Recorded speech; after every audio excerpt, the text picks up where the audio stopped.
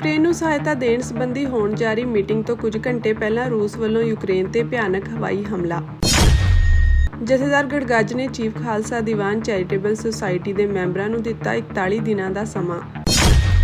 Bomb ਨਾਲ ਉਡਾਉਣ ਦੀਆਂ ਧਮਕੀਆਂ ਮਿਲਣ ਦੇ 8ਵੇਂ ਦਿਨ ਸ੍ਰੀ ਦਰਬਾਰ ਸਾਹਿਬ ਪਹੁੰਚੇ ਭਗਵੰਤ ਮਾਨ। SGPC ਪ੍ਰਧਾਨ ਧਾਮੀ ਨੇ ਜਤਾਈ ਨਾਰਾਜ਼ਗੀ।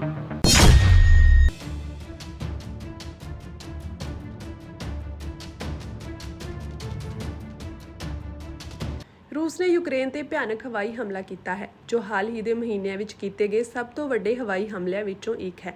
ਇਹ ਹਮਲਾ ਬਰਤਾਨੀਆ ਤੇ ਜਰਮਨੀ ਵੱਲੋਂ ਅਮਰੀਕੀ ਰਾਸ਼ਟਰਪਤੀ ਡੋਨਾਲਡ ਟਰੰਪ ਦੇ ਨਾਟੋ ਸਹਿਯੋਗੀਆਂ ਵੱਲੋਂ ਯੂਕਰੇਨ ਨੂੰ ਹਥਿਆਰ ਮੁਹੱਈਆ ਕਰਨ ਦੀ ਯੋਜਨਾ ਤੇ ਚਰਚਾ ਲਈ ਰੱਖੀ ਗਈ ਮੀਟਿੰਗ ਦੀ ਪ੍ਰਵਾਨਗੀ ਕਰਨ ਤੋਂ ਕੁਝ ਹੀ ਘੰਟੇ ਪਹਿਲਾਂ ਹੋਇਆ ਹੈ। ਯੂਕਰੇਨ ਦੇ ਰਾਸ਼ਟਰਪਤੀ ਵੋਲੋਦੀਮੀਰ ਜ਼ੈਲੈਂਸਕੀ ਨੇ ਕਿਹਾ ਕਿ ਹਮਲੇ ਵਿੱਚ 2 ਵਿਅਕਤੀ ਮਾਰੇ ਗਏ ਹਨ ਤੇ 15 ਹੋਰ ਜ਼ਖਮੀ ਹੋ ਗਏ ਹਨ, ਜਿਨ੍ਹਾਂ ਵਿੱਚ ਇੱਕ 12 ਸਾਲਾਂ ਦਾ ਬੱਚਾ ਵੀ ਸ਼ਾਮਿਲ ਹੈ। ਕੀਵ ਤੇ ਸਾਰੀ ਰਾਤ ਕੀਤੇ ਗਏ ਡਰੋਨ ਤੇ ਮਿਜ਼ਾਈਲ ਹਮਲਿਆਂ ਨੇ ਯੂਕਰੇਨ ਲਈ ਵਿਸ਼ੇਸ਼ ਤੌਰ ਤੇ ਹਵਾਈ ਰੱਖਿਆ ਵਿੱਚ ਹੋਰ ਜ਼ਿਆਦਾ ਪੱਛਮੀ ਫੌਜੀ ਮਦਦ ਦੀ ਲੋੜ ਨੂੰ ਉਭਾਰਿਆ ਹੈ। ਉਂਝ ਇੱਕ ਹਫ਼ਤਾ ਪਹਿਲਾਂ ਟਰੰਪ ਨੇ ਕਿਹਾ ਸੀ ਕਿ ਯੂਕਰੇਨ ਵਿੱਚ ਕੁਝ ਹੀ ਦਿਨਾਂ ਅੰਦਰ ਮਦਦ ਪਹੁੰਚ ਜਾਵੇਗੀ। ਇਸ ਡਿਜੀਟਲ ਮੀਟਿੰਗ ਦੀ ਅਗਵਾਈ ਬਰਤਾਨਵੀ ਰੱਖਿਆ ਮੰਤਰੀ ਜੋਹਨ ਹੀਲੀ ਤੇ ਉਹਨਾਂ ਦੇ ਜਰਮਨੀ ਦੇ ਹਮਰੁਤਬਾ ਬੋਰਿਸ ਪਿਸਟੋਰੀਅਸ ਕਰਨਗੇ। ਹੀਲੀ ਨੇ ਦੱਸਿਆ ਕਿ ਅਮਰੀਕੀ ਰੱਖਿਆ ਮੰਤਰੀ ਪੀਟ ਹੈਗਸੇ ਤੇ ਨਾਟੋ ਆਗੂ ਮਾਰਕ ਰਟ ਅਤੇ ਨਾਲ ਹੀ ਨਾਟੋ ਦੇ ਯੂਰਪ ਦੇ ਸਰਵਉੱਚ ਸਹਿਯੋਗੀ ਕਮਾਂਡਰ ਜਨਰਲ ਐਲੈਕਸਿਸ ਗ੍ਰਿੰਕਵਿਚ ਇਸ ਯੂਕਰੇਨ ਰੱਖਿਆ ਸੰਪਰਕ ਸਮੂਹ ਦੀ ਮੀਟਿੰਗ ਵਿੱਚ ਸ਼ਾਮਿਲ ਹੋਣਗੇ।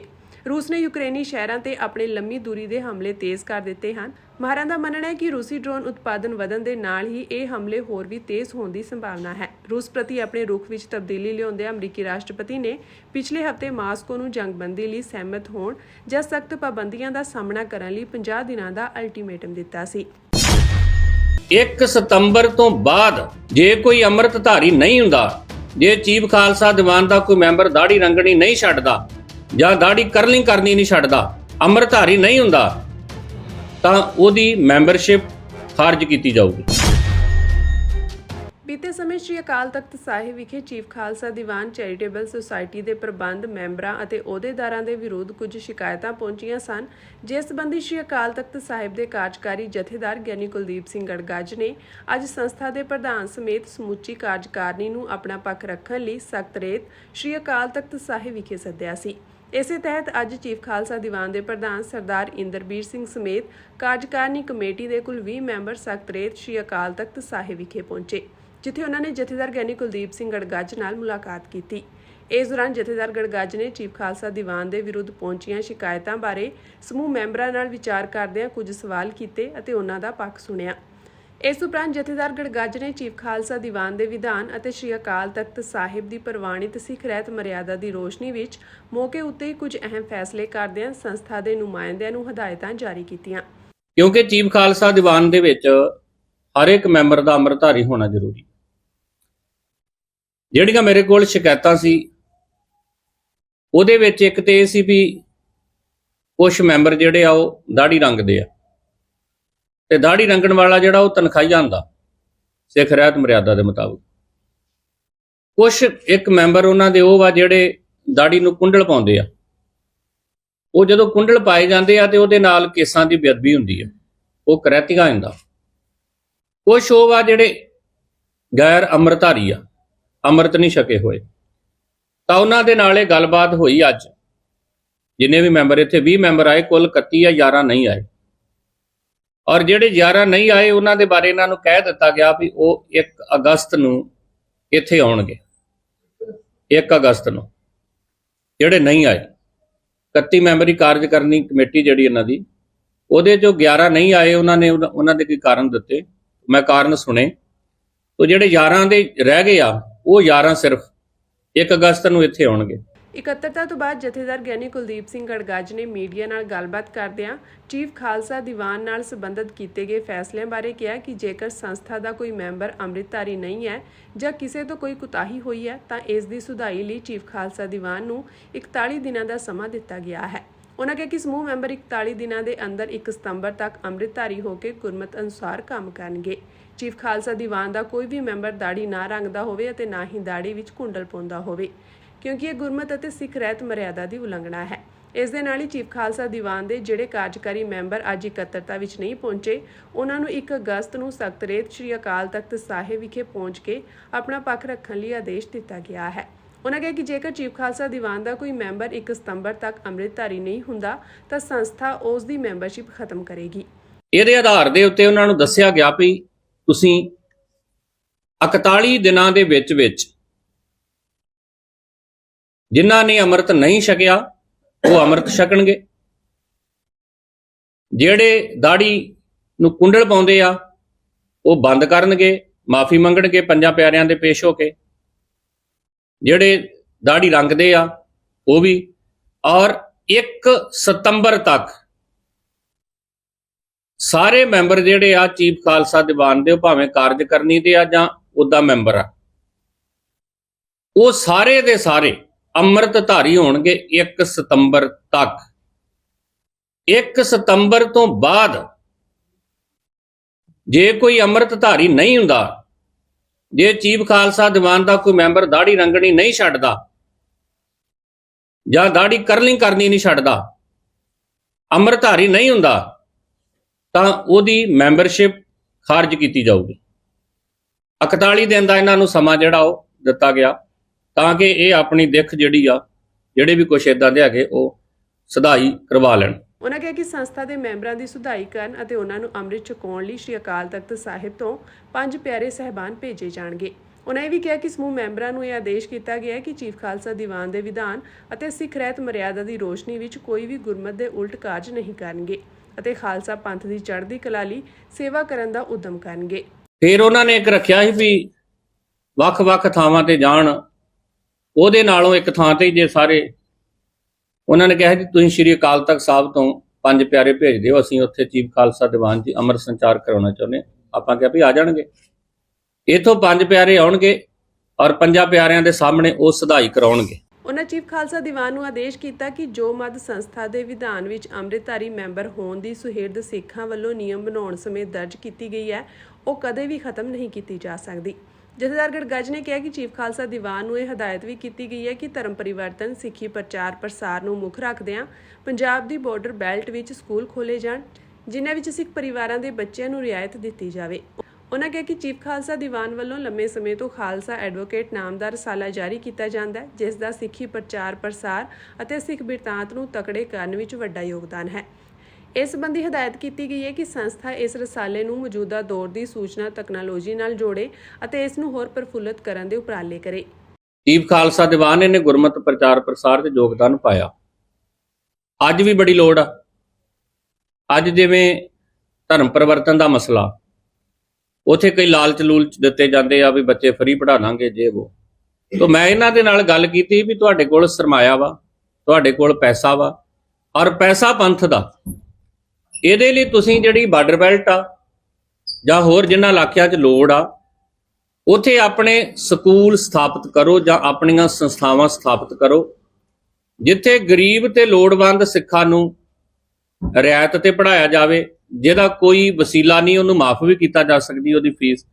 ਭਈ ਇਹਦੇ ਲਈ ਤੁਸੀਂ ਜ਼ਿਆਦਾ ਤੋਂ ਜ਼ਿਆਦਾ ਜਿਹੜੇ ਉਪਰਾਲੇ ਆ ਉਹ ਕਰੋ, ਔਰ ਉਹਨਾਂ ਨੇ ਇਹਦੇ 'ਚ ਹਾਮੀ ਭਰੀ ਵੀ ਅਸੀਂ ਇਹ ਗੱਲ ਸਮਝਦੇ ਹਾਂ ਵੀ ਇਹ ਕੁਛ ਕਰਨਾ ਚਾਹੀਦਾ, ਕਿਉਂਕਿ ਇਹ ਸੰਸਥਾਵਾਂ ਕਿਸੇ ਦੀਆਂ ਨਿੱਜੀ ਨਹੀਂ ਆ, ਇਹ ਸੰਸਥਾਵਾਂ ਜਿਹੜੀਆਂ ਇਹ ਸਾਰੀਆਂ ਪੰਥ ਦੀਆਂ।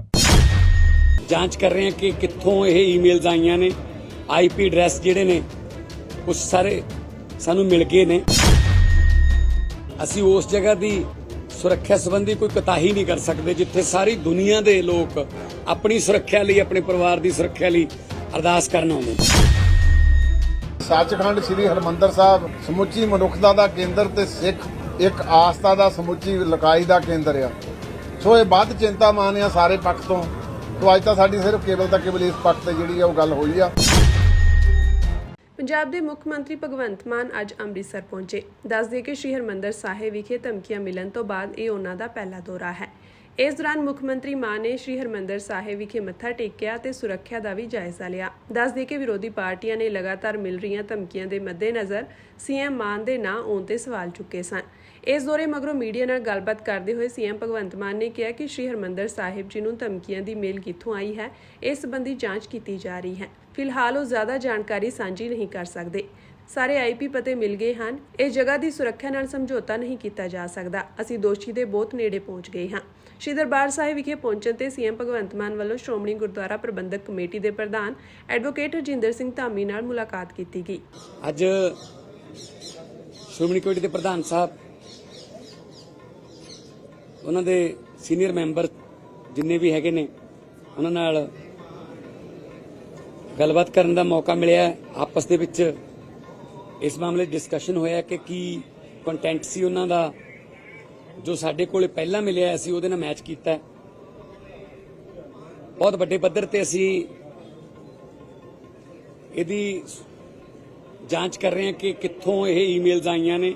ਆਈਪੀ ਐਡਰੈਸ ਜਿਹੜੇ ਨੇ ਕੁਝ ਸਾਰੇ ਸਾਨੂੰ ਮਿਲ ਗਏ ਨੇ, ਕਿਉਂਕਿ ਅਸੀਂ ਉਸ ਜਗ੍ਹਾ ਦੀ ਸੁਰੱਖਿਆ ਸੰਬੰਧੀ ਕੋਈ ਕੋਤਾਹੀ ਨਹੀਂ ਕਰ ਸਕਦੇ ਜਿੱਥੇ ਸਾਰੀ ਦੁਨੀਆ ਦੇ ਲੋਕ ਆਪਣੀ ਸੁਰੱਖਿਆ ਲਈ, ਆਪਣੇ ਪਰਿਵਾਰ ਦੀ ਸੁਰੱਖਿਆ ਲਈ ਅਰਦਾਸ ਕਰਨ ਆਉਂਦੇ ਨੇ। ਕਾਫੀ ਹੱਦ ਤੱਕ ਨੇੜੇ ਪਹੁੰਚ ਚੁੱਕੇ ਹਾਂ। ਜਿਹੜੇ ਮੁੱਖ ਦੋਸ਼ੀ ਨੇ ਜਾਂ ਜਿਹੜੇ ਸ਼ਰਾਰਤੀ ਅਨਸਰ ਨੇ, ਕਿਉਂਕਿ ਬਹੁਤ ਹਾਈ ਸਿਕਿਉਰਿਟੀ ਮਾਮਲਾ, ਇਸ ਕਰਕੇ ਮੈਂ ਇਸ ਤੋਂ ਜ਼ਿਆਦਾ ਨਹੀਂ ਦੱਸ ਸਕਦਾ। ਜਦੋਂ ਹੀ ਸਾਡੇ ਕੋਲੇ ਕੋਈ ਪੁਖਤਾ ਸਬੂਤ ਆਏ ਤੇ ਅਸੀਂ ਉਹਨਾਂ ਬੰਦਿਆਂ ਨੂੰ ਕਸਟਡੀ ਦੇ ਵਿੱਚ ਲਿਆ ਜਾਂ ਐਸਜੀਪੀਸੀ ਨੂੰ ਅਸੀਂ ਕਿਹਾ ਕਿ ਜੇ ਤੁਹਾਡੇ ਕੋਲੇ ਕੋਈ ਇਸ ਤਰ੍ਹਾਂ ਦਾ ਕਲੂ ਮਿਲਦਾ ਹੈ ਤਾਂ ਸਾਨੂੰ ਤੁਸੀਂ ਦੱਸੋ, ਤਾਂ ਕਿ ਮਿਲ ਕੇ ਅਸੀਂ ਜਿਹੜਾ ਇਸ ਆਪਰੇਸ਼ਨ ਨੂੰ ਕਾਮਯਾਬ ਕਰ ਸਕੀਏ। ਬਾਕੀ ਦਰਬਾਰ ਸਾਹਿਬ ਦੀ ਸੁਰੱਖਿਆ ਵਾਸਤੇ ਪਹਿਲਾਂ ਵੀ ਅੰਦਰ ਸਿਵਲ ਦੇ ਵਿੱਚ, ਬਾਹਰ ਵੀ ਸਿਵਲ 'ਚ ਜਿਹੜੇ ਪੰਜਾਬ ਪੁਲਿਸ ਦੇ ਅਧਿਕਾਰੀ ਤੇ ਮੁਲਾਜ਼ਮ ਤਾਇਨਾਤ ਨੇ।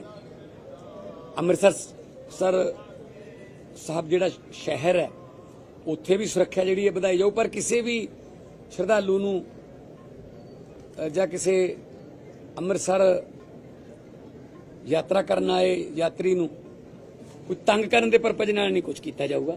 ਇਹ ਸਖਤ ਹਦਾਇਤਾਂ ਜਿਹੜੀਆਂ ਸੀਪੀ ਸਾਹਿਬ ਨੂੰ ਦਿੱਤੀਆਂ ਗਈਆਂ ਨੇ, ਡੀਸੀ ਸਾਹਿਬਾਂ ਨੂੰ ਦਿੱਤੀਆਂ ਗਈਆਂ ਨੇ। ਤੇ ਬਾਕੀ ਮੈਨੂੰ ਉਮੀਦ ਹੈ ਕਿ ਬੜੀ ਜਲਦੀ ਅਸੀਂ ਜਿਹੜੀ ਹੈ ਇਸ ਨਤੀਜੇ ਤੇ ਪਹੁੰਚਾਂਗੇ, ਕਿਉਂਕਿ ਇਹ ਸਾਡੀ ਆਪਣੀ ਹੀ ਭਾਵਨਾਵਾਂ ਜੁੜੀਆਂ ਹੋਈਆਂ ਇਹਦੇ ਨਾਲ।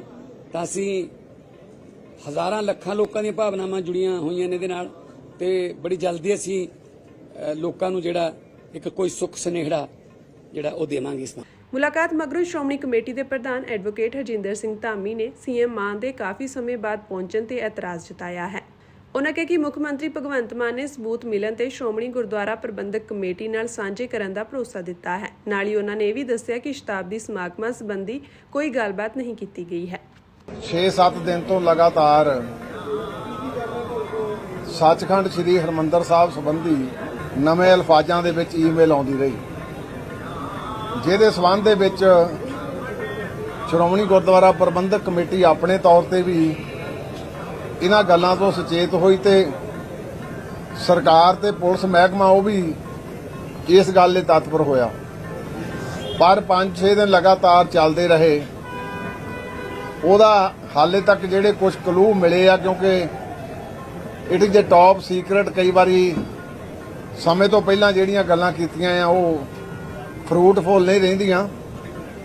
ਸੋ ਮੈਂ ਮੁੱਖ ਮੰਤਰੀ ਸਾਹਿਬ ਅੱਜ ਚਿੱਚੇ ਤੌਰ ਤੇ ਆਏ ਸੀ ਤੇ ਮੈਂ ਉਹਨਾਂ ਨੂੰ ਬੇਨਤੀ ਵੀ ਕੀਤੀ ਸੀ ਵੀ ਆਪਾਂ ਨੂੰ ਪਹਿਲਾਂ ਆਉਣਾ ਚਾਹੀਦਾ ਸੀ। ਉਹ ਕਹਿੰਦੇ ਕਿ ਅਸੈਂਬਲੀ ਦਾ ਇਜਲਾਸ ਚੱਲਣ ਕਰਕੇ ਮੈਂ ਲੇਟ ਹੋ ਗਿਆ, ਪਰ ਉਹਨਾਂ ਨੇ ਯਕੀਨ ਵੀ ਦਿਵਾਇਆ ਕਿ ਜਿਉਂ ਹੀ ਸਾਨੂੰ ਕੋਈ ਇਹਦਾ ਕਲੂ ਮਿਲ ਜਾਂਦਾ ਆ ਤੇ ਅਸੀਂ ਤੁਰੰਤ ਸ਼੍ਰੋਮਣੀ ਗੁਰਦੁਆਰਾ ਪ੍ਰਬੰਧਕ ਕਮੇਟੀ ਨਾਲ ਸ਼ੇਅਰ ਕਰਾਂਗੇ। ਸੋ ਬੈਠ ਕੇ ਇੰਨੀਆਂ ਅੱਜ ਵਿਚਾਰਾਂ ਹੋਈਆਂ ਸਾਰੀਆਂ, ਕਿਉਂਕਿ ਮੈਂ ਅੱਜ ਸਿਰਫ ਕੇਵਲ ਤਾਂ ਕੇਵਲ ਸਿਕਿਉਰਿਟੀ ਦੇ ਪਰਪਸ ਨਾਲ, ਕੇਸ ਪਰਪਸ ਦੇ ਨਾਲ ਉਹ ਪਹੁੰਚੇ ਸੀਗੇ, ਉਸ ਪਰਪਸ ਦੇ ਨਾਲ ਬੈਠ ਕੇ ਸਾਰੀ ਉਹ ਜਿਹੜੀ ਵਿਚਾਰ ਕੀਤੀ ਆ।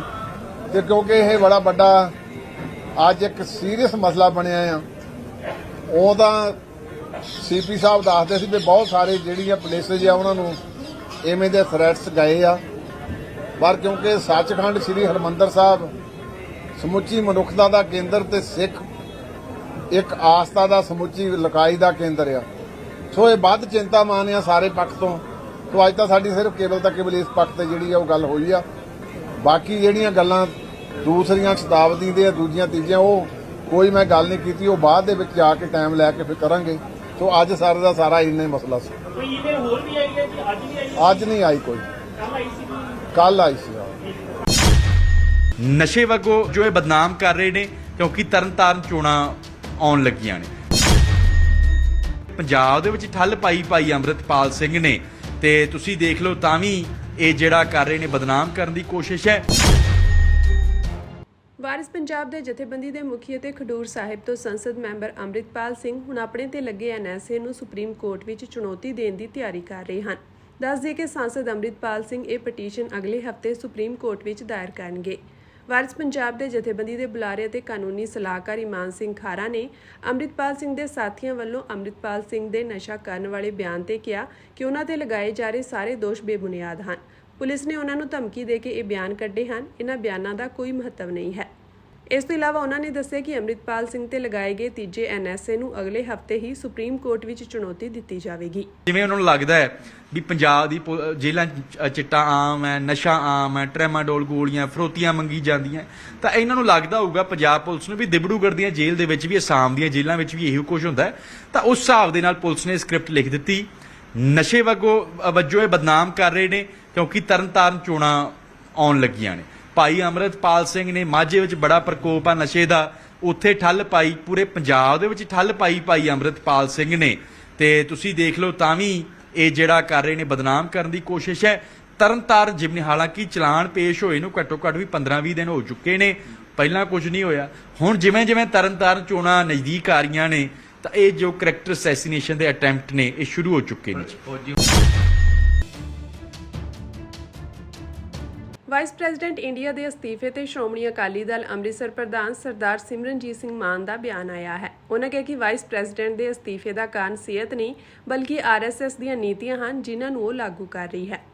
ਉਹਨਾਂ ਕਿਹਾ ਕਿ Shri Jagdeep Dhankhar vice president India ਨੇ ਜੋ ਆਪਣੇ ਇਸ ਅਤਿ ਸਤਿਕਾਰਯੋਗ ਅਹਿਮ ਅਹੁਦੇ ਤੋਂ ਜੋ ਸਿਹਤ ਦੀ ਵਿਗੜਦੀ ਹਾਲਤ ਨੂੰ ਮੱਦੇਨਜ਼ਰ ਰੱਖਦੇ ਹੋਏ ਅਸਤੀਫਾ ਦਿੱਤਾ ਹੈ, ਇਹ ਗੱਲ ਇੰਡੀਆ ਤੇ ਸਾਡੇ ਵਰਗੇ ਲੋਕਾਂ ਦੇ ਮਨ ਆਤਮਾ ਪ੍ਰਵਾਨ ਨਹੀਂ ਕਰ ਸਕਦੇ, ਕਿਉਂਕਿ ਜਿਸ ਉਹ ਅਹਿਮ ਅਹੁਦੇ ਉੱਤੇ ਵਿਰਾਜਮਾਨ ਸਨ, ਉਹਨਾਂ ਦੀ ਸਿਹਤ ਲਈ ਤੇ ਉਹਨਾਂ ਦੇ ਇਲਾਜ ਲਈ ਸਰਕਾਰੀ ਤੌਰ ਤੇ ਦੁਨੀਆ ਭਰ ਦੀਆਂ ਸਹੂਲਤਾਂ ਪ੍ਰਾਪਤ ਕਰਨ ਦਾ ਪ੍ਰਬੰਧ ਹੈ। ਇਸ ਅਹੁਦੇ ਤੇ ਰਹਿ ਕੇ ਤਾਂ ਆਪਣੇ ਸਰੀਰਕ ਕਿਸੇ ਕਸ਼ਟ ਨੂੰ ਹੋਰ ਵਧੇਰੇ ਕਾਰਗਰ ਢੰਗ ਨਾਲ ਸਹੀ ਕਰ ਸਕਦੇ ਹਨ। ਪਰ ਅਸਲੀਅਤ ਵਿੱਚ ਜੋ ਗੱਲ ਹੈ ਉਹ ਇਹ ਹੈ ਕਿ ਸ਼੍ਰੀ ਧਨਖੜ ਆਰਐਸਐਸ ਦੇ ਕੱਟੜ ਪੈਰੋਕਾਰ ਹਨ ਅਤੇ ਜੋ ਆਰਐਸਐਸ ਨੇ 75 ਸਾਲਾਂ ਦੀ ਉਮਰ ਪੂਰਾ ਹੋਣ ਤੇ ਹਰ ਤਰ੍ਹਾਂ ਦੇ ਸਿਆਸੀ ਤੇ ਜਥੇਬੰਦਕ ਸੰਗਠਨਾਂ ਦੇ ਅਹੁਦੇ ਉੱਤੋਂ ਫਾਰਗ ਹੋਣ ਦਾ ਮਤਾ ਸਰਬਸੰਮਤੀ ਨਾਲ ਪਾਸ ਕੀਤਾ ਹੋਇਆ ਹੈ, ਉਸ ਨੂੰ ਲਾਗੂ ਕਰਨ ਦੀ ਹੈ। ਉਹਨਾਂ ਵੱਲੋਂ ਦਿੱਤਾ ਗਿਆ ਇਹ ਅਸਤੀਫਾ ਇਸ ਗੱਲ ਨੂੰ ਜ਼ਾਹਰ ਕਰਦਾ ਹੈ ਕਿ ਇੰਡੀਆ ਦੇ ਵਜ਼ੀਰ-ਏ-ਆਜ਼ਮ ਨਰਿੰਦਰ ਮੋਦੀ ਦੇ ਜਾਣ ਦਾ ਸਮਾਂ ਆ ਗਿਆ ਹੈ ਅਤੇ ਉਹ ਇਸ ਉੱਤੇ ਅਮਲ ਕਰਕੇ ਆਰਐਸਐਸ ਦੇ ਸਿਧਾਂਤਾਂ ਉੱਤੇ ਪਹਿਰਾ ਦੇਣ। ਉਹਨਾਂ ਕਿਹਾ ਕਿ ਇਸ ਅਹੁਦੇ ਉੱਤੇ ਰਹਿ ਕੇ ਉਹ 6 ਮਹੀਨਿਆਂ ਲਈ ਕਿਸੇ ਵੀ ਵੱਡੇ ਮੁਲਕ ਵਿੱਚ ਜਾ ਕੇ ਆਪਣਾ ਕੌਮਾਂਤਰੀ ਪੱਧਰ ਦਾ ਇਲਾਜ ਕਰਵਾ ਸਕਦੇ ਹਨ। ਫਿਰ ਅਸਤੀਫਾ ਦੇਣ ਦੀ ਗੱਲ ਤਾਂ ਹੋਰ ਦਿਸ਼ਾ ਵੱਲ ਡੂੰਘਾ ਇਸ਼ਾਰਾ ਕਰਦੀ ਹੈ। ਆਪ ਸਰਕਾਰ ਨੇ ਹੁਣ ਲੈਂਡ ਪੁਲਿੰਗ ਨੀਤੀ ਵਿੱਚ ਬਦਲਾਅ ਕੀਤੇ ਹਨ ਤਾਂ ਜੋ ਕਿਸਾਨਾਂ ਦੀ ਨਾਰਾਜ਼ਗੀ ਨੂੰ ਦੂਰ ਕੀਤਾ ਜਾ ਸਕੇ। ਇਸ ਨੀਤੀ ਤਹਿਤ ਹੁਣ ਕਿਸਾਨਾਂ ਨੂੰ ਕੁਝ ਛੋਟਾਂ ਤੇ ਰਿਆਇਤਾਂ ਦੇਣ ਦਾ ਫੈਸਲਾ ਕੀਤਾ ਗਿਆ ਹੈ। ਦੱਸ ਦਈਏ ਕਿ ਪੰਜਾਬ ਵਿੱਚ ਲੈਂਡ ਪੁਲਿੰਗ ਨੀਤੀ ਨੂੰ ਲੈ ਕੇ ਕਿਸਾਨ ਨਾਖੁਸ਼ ਨਜ਼ਰ ਆ ਰਹੇ ਸਨ ਅਤੇ ਸੰਯੁਕਤ ਕਿਸਾਨ ਮੋਰਚਾ ਦੀ ਅਗਵਾਈ ਵਿੱਚ ਸਿਆਸੀ ਧਿਰਾਂ ਨੇ ਪਿਛਲੇ ਦਿਨੀ ਇਸ ਨੀਤੀ ਖਿਲਾਫ ਅੰਦੋਲਨ ਵਿੱਢਣ ਦਾ ਐਲਾਨ ਕੀਤਾ ਹੋਇਆ ਹੈ। ਪੰਜਾਬ ਸਰਕਾਰ ਨੇ ਹੁਣ ਫੈਸਲਾ ਕੀਤਾ ਕਿ ਲੈਂਡ ਪੁਲਿੰਗ ਨੀਤੀ ਤਹਿਤ ਕਿਸਾਨਾਂ ਨੂੰ ਪ੍ਰਤੀ ਏਕੜ 50,000 ਰੁਪਏ ਸਾਲਾਨਾ ਪੇਸ਼ਗੀ ਰਕਮ ਦਿੱਤੀ ਜਾਵੇਗੀ ਅਤੇ ਇਹ ਰਕਮ ਜ਼ਮੀਨ ਤੇ ਵਿਕਾਸ ਕਾਰਜ ਸ਼ੁਰੂ ਹੋਣ ਤੱਕ ਦਿੱਤੀ ਜਾਵੇਗੀ। ਪੰਜਾਬ ਸਰਕਾਰ ਨੇ ਇਸ ਤੋਂ ਪਹਿਲਾਂ ਜ਼ਮੀਨ ਪ੍ਰਾਪਤੀ ਤੋਂ ਬਾਅਦ ਪਹਿਲੇ 3 ਸਾਲਾਂ ਲਈ ਮੁਆਵਜ਼ੇ ਵਜੋਂ 30,000 ਰੁਪਏ ਪ੍ਰਤੀ ਏਕੜ ਦਾ ਵਾਅਦਾ ਕੀਤਾ ਸੀ। ਹੁਣ ਇਸ ਰਾਸ਼ੀ ਦਾ ਦਾਇਰਾ ਵਧਾ ਦਿੱਤਾ ਗਿਆ ਹੈ। ਪੰਜਾਬ ਸਰਕਾਰ ਦੇ ਅਧਿਕਾਰੀਆਂ ਦਾ ਕਹਿਣਾ ਹੈ ਕਿ ਇਸ ਨੀਤੀ ਤਹਿਤ ਜਦੋਂ ਤੱਕ ਸੰਬੰਧਿਤ ਜ਼ਮੀਨ ਤੇ ਵਿਕਾਸ ਦੇ ਕੰਮ ਸ਼ੁਰੂ ਨਹੀਂ ਹੁੰਦੇ, ਉਦੋਂ ਤੱਕ ਕਿਸਾਨ ਇਸ ਜ਼ਮੀਨ ਤੇ ਖੇਤੀ ਦੇ ਕੰਮ ਜਾਰੀ ਰੱਖ ਸਕਣਗੇ। ਜਦੋਂ ਵਿਕਾਸ ਕੰਮ ਸ਼ੁਰੂ ਹੋ ਜਾਣਗੇ ਤਾਂ ਉਸ ਵਕਤ ਹੀ ਇਹ ਰਕਮ 50,000 ਤੋਂ ਵਧਾ ਕੇ 1 ਲੱਖ ਰੁਪਏ ਪ੍ਰਤੀ ਏਕੜ ਕਰ ਦਿੱਤੀ ਜਾਵੇਗੀ। ਇਹ ਵਾਧੇ ਵਾਲੀ ਰਕਮ ਵਿਕਾਸ ਕੰਮਾਂ ਦੇ ਪੂਰਾ ਹੋਣ ਤੱਕ ਲਗਾਤਾਰ ਦਿੱਤੀ ਜਾਂਦੀ ਰਹੇਗੀ। ਪੰਜਾਬ ਸਰਕਾਰ ਨੇ ਇਹ ਵੀ ਐਲਾਨ ਕੀਤਾ ਕਿ ਕਿਸਾਨਾਂ ਦੀ ਸਹਿਮਤੀ ਮਿਲਣ ਤੋਂ 21 ਦਿਨਾਂ ਦੇ ਅੰਦਰ ਉਹਨਾਂ ਨੂੰ ਲੈਟਰ ਆਫ ਇੰਟੈਂਟ ਜਾਰੀ ਕਰ ਦਿੱਤਾ ਜਾਵੇਗਾ।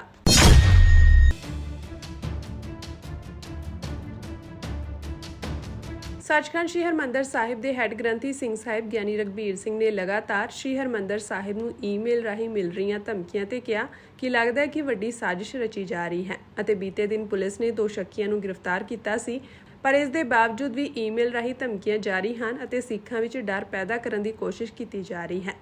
ਉਹਨਾਂ ਇਹ ਵੀ ਦੱਸਿਆ ਕਿ ਅੱਜ ਸ਼੍ਰੀ ਦਰਬਾਰ ਸਾਹਿਬ ਨੂੰ 7ਵੀਂ ਈਮੇਲ ਭੇਜੀ ਗਈ ਹੈ। ਉਨ੍ਹਾਂ ਕਿਹਾ ਕਿ ਸ਼੍ਰੀ ਦਰਬਾਰ ਸਾਹਿਬ ਦਾ ਪ੍ਰਸ਼ਾਸਨ ਦਰਬਾਰ ਸਾਹਿਬ ਦੀ ਸੁਰੱਖਿਆ ਲਈ ਸਮਰੱਥ ਹੈ, ਪਰ ਮਾੜੇ ਅਨਸਰਾਂ ਨੂੰ ਗਲਤ ਗਤੀਵਿਧੀਆਂ ਤੋਂ ਰੋਕਣਾ ਸਰਕਾਰਾਂ ਦੀ ਜ਼ਿੰਮੇਵਾਰੀ ਹੈ। ਰਾਜਨੀਤਿਕ ਪਾਰਟੀਆਂ ਨੂੰ ਇਸ ਮੁੱਦੇ ਤੇ ਰਾਜਨੀਤੀ ਬੰਦ ਕਰਨੀ ਚਾਹੀਦੀ ਹੈ ਅਤੇ ਸਾਰਿਆਂ ਨੂੰ ਇਕੱਠੇ ਹੋ ਕੇ ਇਸ ਮੁੱਦੇ ਤੇ ਧਿਆਨ ਕੇਂਦਰਿਤ ਕਰਨਾ ਚਾਹੀਦਾ ਹੈ ਅਤੇ ਦੋਸ਼ੀਆਂ ਨੂੰ ਸੰਗਤ ਦੇ ਸਾਹਮਣੇ ਲਿਆਉਣਾ ਚਾਹੀਦਾ ਹੈ। ਉਨ੍ਹਾਂ ਦੱਸਿਆ ਕਿ ਰੋਜ਼ਾਨਾ ਸੰਗਤ ਸ਼੍ਰੀ ਦਰਬਾਰ ਸਾਹਿਬ ਵਿਖੇ ਨਿਯਮਿਤ ਤੌਰ ਤੇ ਆ ਰਹੀ ਹੈ। ਉਨ੍ਹਾਂ ਸੰਗਤ ਨੂੰ ਬਿਨਾਂ ਕਿਸੇ ਡਰ ਦੇ ਸ਼੍ਰੀ ਦਰਬਾਰ ਸਾਹਿਬ ਵਿਖੇ ਆਉਣ ਦੀ ਅਪੀਲ ਵੀ ਕੀਤੀ। ਨਗਰ ਕੀਰਤਨ ਕੱਢਣੇ, ਗੁਰਮਤਿ ਸਮਾਗਮ ਕਰਾਉਣੇ, ਅੰਮ੍ਰਿਤ ਸੰਚਾਰ ਕਰਾਉਣੇ, ਗੁਰਮਤਿ ਦਾ ਪ੍ਰਚਾਰ ਪ੍ਰਸਾਰ ਕਰਨਾ, ਇਹ ਸਿੱਖ ਸੰਸਥਾਵਾਂ ਦਾ ਕੰਮ ਆ। ਸਰਕਾਰਾਂ ਦੇ ਜਿਹੜੇ ਕੰਮ ਲੋਕਾਂ ਦੀ ਭਲਾਈ ਕਰਨੀ ਜਾਂ ਸ਼ਹਿਰਾਂ ਦੀ ਦਿੱਖ ਸਵਾਰਨੀ, ਉਹਦੇ ਤੇ ਧਿਆਨ ਦੇਣਾ ਚਾਹੀਦਾ। ਆਨੰਦਪੁਰ ਸਾਹਿਬ ਦੇ ਆਲੇ ਦੁਆਲੇ ਦੀਆਂ ਸੜਕਾਂ ਦਾ ਹਾਲ ਤੁਹਾਨੂੰ ਪਤਾ। ਆਨੰਦਪੁਰ ਸਾਹਿਬ ਦੇ ਅੰਦਰ ਸਾਫ਼ ਸਫਾਈ ਜਾ ਕੇ ਦੇਖ ਲਿਓ। ਸ਼੍ਰੀ ਅਕਾਲ ਤਖਤ ਸਾਹਿਬ ਦੇ ਜਥੇਦਾਰ ਗਿਆਨੀ ਕੁਲਦੀਪ ਸਿੰਘ ਗੜਗੱਜ ਨੇ ਪੰਜਾਬ ਦੇ ਮੁੱਖ ਮੰਤਰੀ ਭਗਵੰਤ ਮਾਨ ਨੂੰ ਲੈ ਕੇ ਵੱਡਾ ਬਿਆਨ ਦਿੱਤਾ ਹੈ। ਸ਼੍ਰੀ ਗੁਰੂ ਤੇਗ ਬਹਾਦਰ ਜੀ ਦੀ 350 ਸਾਲਾ ਸ਼ਹੀਦੀ ਸ਼ਤਾਬਦੀ ਨੂੰ ਲੈ ਕੇ ਜਥੇਦਾਰ ਨੇ ਕਿਹਾ ਕਿ ਮੁੱਖ ਮੰਤਰੀ ਪਹਿਲਾਂ ਸਾਬਤ ਸਰੂਪ ਹੋਣ ਤੇ ਅੰਮ੍ਰਿਤ ਛਕਣ। ਜਥੇਦਾਰ ਨੇ ਕਿਹਾ ਕਿ ਸਰਕਾਰ ਕਿਵੇਂ ਨਗਰ ਕੀਰਤਨ ਕੱਢੇਗੀ ਕਿ ਮੁੱਖ ਮੰਤਰੀ ਪੂਰੇ ਸਿੱਖ ਹਨ। ਜੇ ਗੁਰੂ ਸਾਹਿਬ ਦੀਆਂ ਸਿੱਖਿਆਵਾਂ ਨੂੰ ਮੰਨਣ ਦੀ ਗੱਲ ਹੈ ਤਾਂ ਪਹਿਲਾਂ ਮੁੱਖ ਮੰਤਰੀ ਆਪ ਸਾਬਤ ਸੂਰਤ ਹੋਣ ਅਤੇ ਅੰਮ੍ਰਿਤ ਛਕਣ।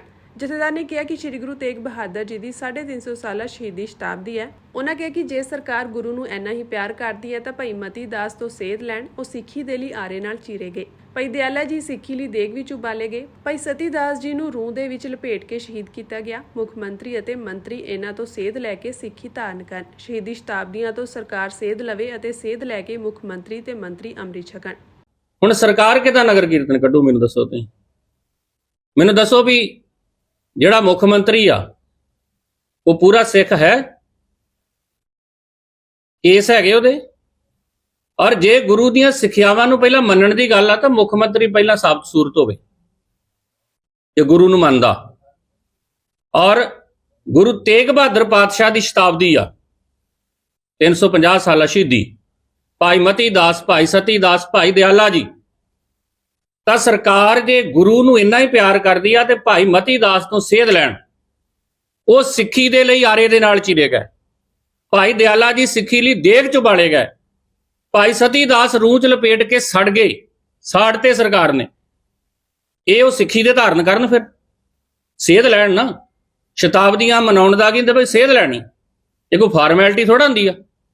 ਤੋ ਸੇਧ ਲੈਣ ਜਿਹੜੇ ਇਹਨਾਂ ਦੇ ਮੰਤਰੀ ਦਾੜੀਆਂ ਕੱਟਦੇ, ਦਾੜੀਆਂ ਰੱਖ ਲੈਣ। ਮੁੱਖ ਮੰਤਰੀ ਸਾਬਤ ਸੂਰਤ ਹੋਵੇ, ਅੰਮ੍ਰਿਤ ਛਕਣ, ਫੇਰ ਤੇ ਆਪਾਂ ਕਹੀਏ ਵੀ ਵਧੀਆ ਕੰਮ ਕਰ ਰਿਹਾ। ਤੇ ਜੇ ਆਪਾਂ ਗੱਲ ਤੇ ਗੁਰੂ ਦੀ ਮੰਨਣੀ ਕੋਈ ਨਹੀਂ, ਮੈਂ ਸਾਰੇ ਸਿੱਖਾਂ ਨੂੰ ਵੈਸੇ ਕਹਿੰਦਾ। ਜਥੇਦਾਰ ਗਿਆਨੀ ਕੁਲਦੀਪ ਸਿੰਘ ਗੜਗੱਜ ਨੇ ਕਿਹਾ ਕਿ ਸ਼ਹੀਦੀ ਸ਼ਤਾਬਦੀਆਂ ਵਿੱਚ ਸਰਕਾਰ ਨੂੰ ਸਹਿਯੋਗ ਕਰਨਾ ਚਾਹੀਦਾ ਹੈ। ਪ੍ਰਸ਼ਾਸਨਿਕ ਕੰਮ ਦੇਖਣੇ ਚਾਹੀਦੇ ਹਨ, ਵੱਖਰੇ ਪ੍ਰੋਗਰਾਮ ਰੱਖਣ ਦੀ ਲੋੜ ਨਹੀਂ ਹੈ। ਉਹਨਾਂ ਕਿਹਾ ਕਿ ਬਿਹਾਰ ਸਰਕਾਰ ਨੇ ਉਦਾਹਰਣ ਪੇਸ਼ ਕੀਤੀ ਹੈ। ਸ਼੍ਰੀ ਗੁਰੂ ਗੋਬਿੰਦ ਸਿੰਘ ਜੀ ਦੇ 350 ਸਾਲਾ ਪ੍ਰਕਾਸ਼ ਪੁਰਬ ਤੇ ਪਟਨਾ ਸਾਹਿਬ ਵਿਖੇ ਸਰਕਾਰ ਨੇ ਉੱਚ ਪੱਧਰੀ ਪ੍ਰਬੰਧ ਦੀ ਮਿਸਾਲ ਪੇਸ਼ ਕੀਤੀ। ਇੱਕ ਗੈਰ ਸਿੱਖ ਨੇ ਸਰਕਾਰ ਦਾ ਸਹਿਯੋਗ ਕੀਤਾ। ਉਹ ਸ਼ਤਾਬਦੀਆਂ ਮਨਵਾਉਣੀਆਂ ਉਹਦੇ 'ਚ ਇਹਨਾਂ ਨੂੰ ਸਹਿਯੋਗ ਕਰਨਾ ਚਾਹੀਦਾ, ਵੱਡੇ ਪੱਧਰ ਤੇ ਕਰਨਾ ਚਾਹੀਦਾ। ਪ੍ਰਸ਼ਾਸਨਿਕ ਕੰਮ ਵੇਖਣੇ ਚਾਹੀਦੇ, ਸੜਕਾਂ ਰੋਡ ਵਧੀਆ ਬਣਾਉਣੇ ਚਾਹੀਦੇ, ਸਾਫ਼ ਸਫਾਈ ਦੇਖਣੀ ਚਾਹੀਦੀ, ਲਾਈਟਾਂ ਵੇਖਣੀਆਂ ਚਾਹੀਦੀਆਂ, ਟੈਂਟ ਲਾ ਸਕਦੇ ਆ ਉੱਥੇ। ਸਭ ਤੋਂ ਵੱਡੀ ਉਦਾਹਰਣ ਆ ਜਦੋਂ ਗੁਰੂ ਗੋਬਿੰਦ ਸਿੰਘ ਪਾਤਸ਼ਾਹ ਦਾ ਪ੍ਰਕਾਸ਼ ਦਿਹਾੜਾ ਪਟਨਾ ਸਾਹਿਬ ਮਨਾਇਆ ਗਿਆ। ਤੇ ਕਿਵੇਂ ਮਨਾਇਆ ਗਿਆ? ਨਤੀਸ਼ ਨੇ, ਉੱਥੋਂ ਦੇ ਸੀਐਮ ਸਾਹਿਬ ਨੇ ਸਹਿਯੋਗ ਦਿੱਤਾ। ਤੇ ਮਨਾਇਆ ਕਿੰਨੇ? ਸਿੱਖਾਂ ਨੇ। ਜੇ ਇੱਕ ਗੈਰ ਸਿੱਖ ਸਹਿਯੋਗ ਦੇ ਰਿਹਾ ਔਰ ਉਹਦੇ ਸਾਰੇ ਪਾਸੇ ਸ਼ਲਾਘਾ ਆਈ ਉਹਨੂੰ, ਇਹ ਸਹਿਯੋਗ ਤੇ ਕਰਨ ਨਾ। ਸਹਿਯੋਗ ਕਰਨ, ਪੈਰਲਰ ਪ੍ਰੋਗਰਾਮ ਰੱਖਣ ਦੀ ਲੋੜ ਨਹੀਂ ਆ। ਤੇ ਜਾਂ ਫਿਰ ਆਪ ਵੀ ਪੂਰਾ ਸਿੱਖੀ ਨੂੰ ਧਾਰਨ ਕਰ ਲੈਣ। ਐਨ ਮੁੱਖ ਮੰਤਰੀ ਦਾ ਦਾੜਾ ਪੂਰਾ ਹੋਵੇ ਤੇ ਕੇਸ ਹੋਣ, ਕਿਉਂਕਿ ਪੰਜਾਬ ਜਿਉਂਦਾ ਗੁਰੂਆਂ ਦੇ ਨਾਮ ਉੱਤੇ। ਦੱਸ ਦਈਏ ਕਿ ਪੰਜਾਬ ਦੇ ਮੁੱਖ ਮੰਤਰੀ ਭਗਵੰਤ ਮਾਨ ਨੇ ਬੀਤੇ ਦਿਨੀ ਕਿਹਾ ਸੀ ਕਿ ਹਿੰਦ ਦੀ ਚਾਦਰ ਸ਼੍ਰੀ ਗੁਰੂ ਤੇਗ ਬਹਾਦਰ ਜੀ ਦੇ 350 ਸਾਲਾ ਸ਼ਹੀਦੀ ਦਿਹਾੜੇ ਦੇ ਇਤਿਹਾਸਕ ਮੌਕੇ ਤੇ ਸੂਬਾ ਸਰਕਾਰ ਵਿਆਪਕ ਪੱਧਰ ਤੇ ਯਾਦਗਾਰੀ ਸਮਾਗਮ ਕਰਵਾਏਗੀ। ਉਹਨਾਂ ਕਿਹਾ ਕਿ ਸੂਬਾ ਭਰ ਵਿੱਚ 19 ਨਵੰਬਰ ਤੋਂ 20 ਨਵੰਬਰ 2025 ਤੱਕ ਬਹੁਤ ਹੀ ਸ਼ਰਧਾ ਤੇ ਸਤਿਕਾਰ ਸਹਿਤ ਲੜੀਵਾਰ ਸਮਾਗਮ ਕਰਵਾਏ ਜਾਣਗੇ। ਉਹਨਾਂ ਇਹ ਵੀ ਕਿਹਾ ਸੀ ਕਿ ਸ਼੍ਰੀ ਅਨੰਦਪੁਰ ਸਾਹਿਬ ਦੀ ਪਵਿੱਤਰ ਧਰਤੀ ਸੂਬਾ ਸਰਕਾਰ ਵੱਲੋਂ ਕਰਵਾਏ ਜਾਣ ਵਾਲੇ ਸਮਾਗਮਾਂ ਦਾ ਮੁੱਖ ਕੇਂਦਰ ਹੋਵੇਗੀ।